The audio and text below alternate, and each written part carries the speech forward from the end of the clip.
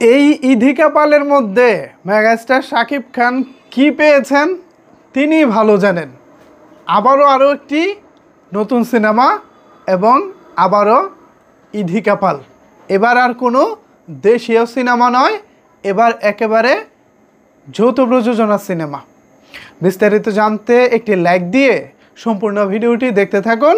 আপনাদের সাথে রয়েছি আমি ওয়াসিম। ভিউয়ার্স, মেগাস্টার শাকিব খানের হাতে এই মুহূর্তে একটি সিনেমা রয়েছে, আর সেই সিনেমাটি হচ্ছে once upon A time in Dhaka.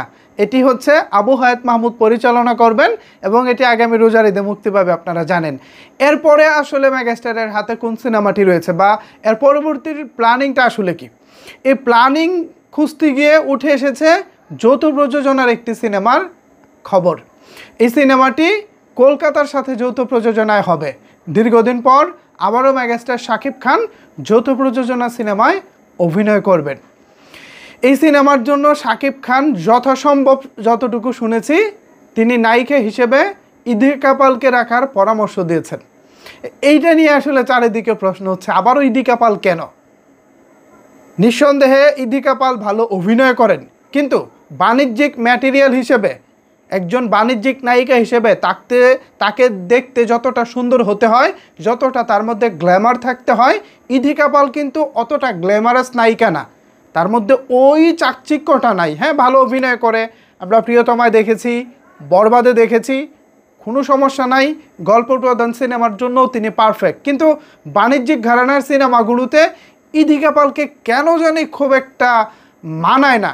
এছাড়া পরপর আমরা তো প্রিয়তমা দেখলাম, বরবাদ দেখলাম, 2-3 বছরের একটা গ্যাপ আসুক ইধিকা পালের সাথে, আবারও ইধিকা পালের সাথে কেন?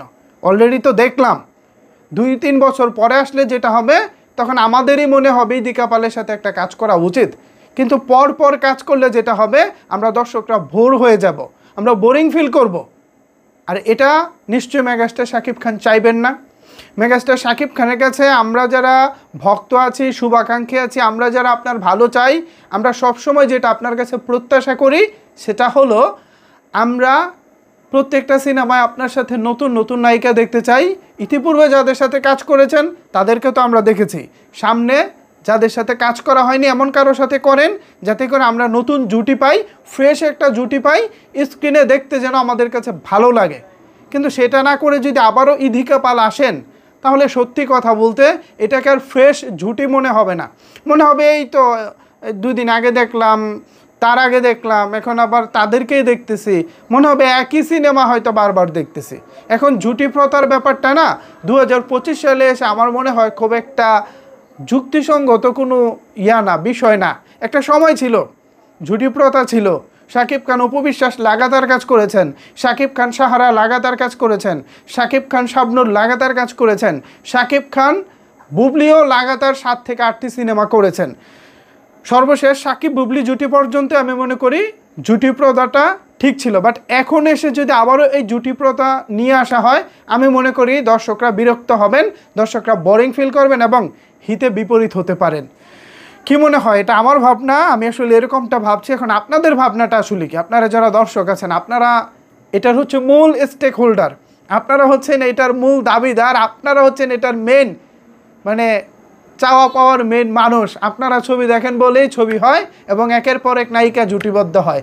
এ বিষয়ে এখন আপনাদের মতামত জানতে চাই। আসলেই কি ইধিকা পালের আবারও শাকিব খানের বিপরীতে এই মুহূর্তে জুটি বাঁধা উচিত? জানিয়ে দিন আপনার মন্তব্য নিচের কমেন্টস বক্সে। ধন্যবাদ সবাইকে এতক্ষণ আমার সাথে থাকার জন্য।